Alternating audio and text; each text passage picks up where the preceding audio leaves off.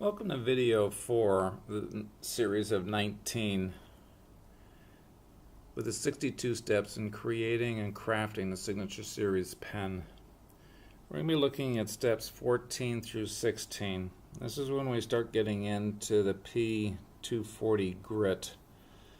And so this has to do with pore filling, and it has to do with final shaping of the pen barrel to its final or near final dimensional qualities.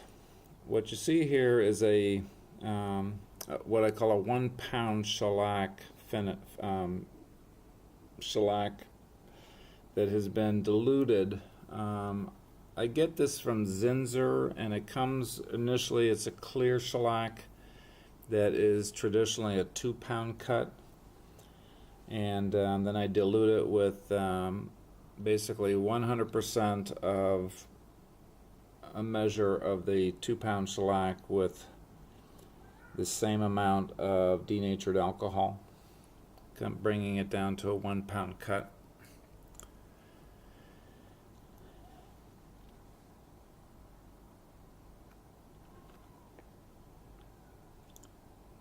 And just inspecting where the places are for the pore filling in particular. And remember, in this piece it's down towards the tip end where there was initially a knot and really a pretty grain pattern there.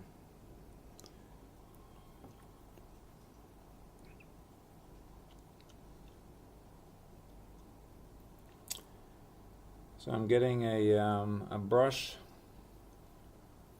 because I really do want to put it on liberally, and I want to make sure that the 1 pound cut, that 50-50, is well mixed. So don't shake it vigorously. They say don't do that to shellac. It frankly doesn't matter at this stage because we're just going to put it on liberally. But I do stir it up and just allow the wood to soak it up.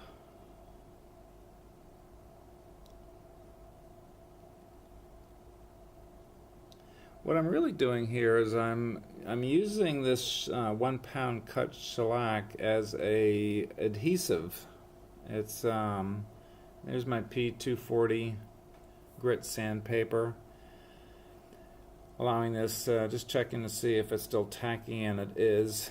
And this is going to get clogged real easily. You can start seeing it already on the right there of the sandpaper, because the shellac is not dried yet, intentionally, because what I'm looking to do is to both finish off the tapering and the shaping at the ends of the wood barrel, but also allowing the sawdust to collect within those divots or grain or pores of the wood.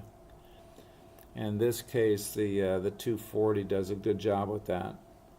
After a while, then you have enough of the sawdust that has been absorbed into the shellac, the 1 pound cut that's been put on the barrel. And you also notice that I set it aside and kept the sawdust on top of that.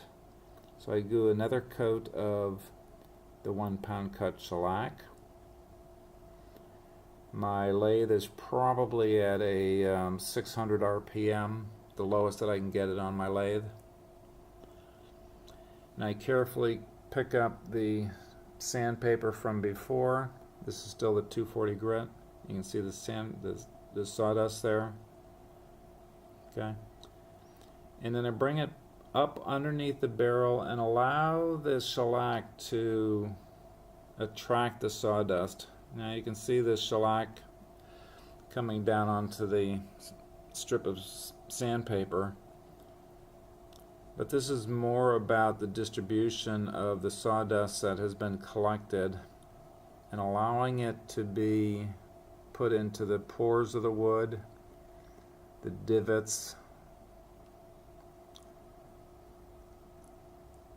and it's more of a distribution of sawdust than it is sanding at this stage. When it starts getting dry enough, I check the ends, see if there's more to be taken off from either end.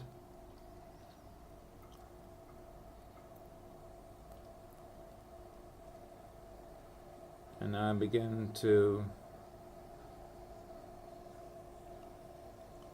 sand it down, again allowing the shellac that's on there to be the glue, if you will, to adhere the sawdust to the low spots in the barrel. Being a little more aggressive on the ends to bring it down to just a little bit proud. I mean, we should be pretty close,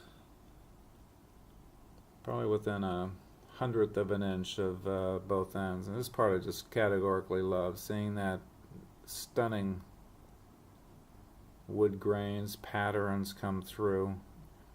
But again, this is more about putting some more shellac on, allowing the dust to stay there and be absorbed into the low spots. So there's a thin slurry, if you will, of sawdust and shellac that is currently on the wood barrel right now. I'm going to allow that again to dry. You can see the bushing and where the wood meets is virtually on right now, but just proud, just a little bit proud still. Let it dry to 70%, and again bring the dust off from the last sanding, distribute it across the barrel. I'm not doing any sanding here at all. This is more about the distribution of the sawdust from the sanding strip. Just going to evenly distribute around. I'm not interested in, at least at this stage, of sanding. I will here once it gets dry and more evenly distributed.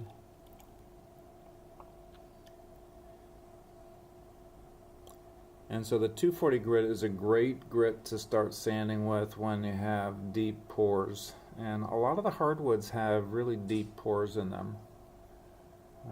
Particularly when you're working with like the oaks, or you have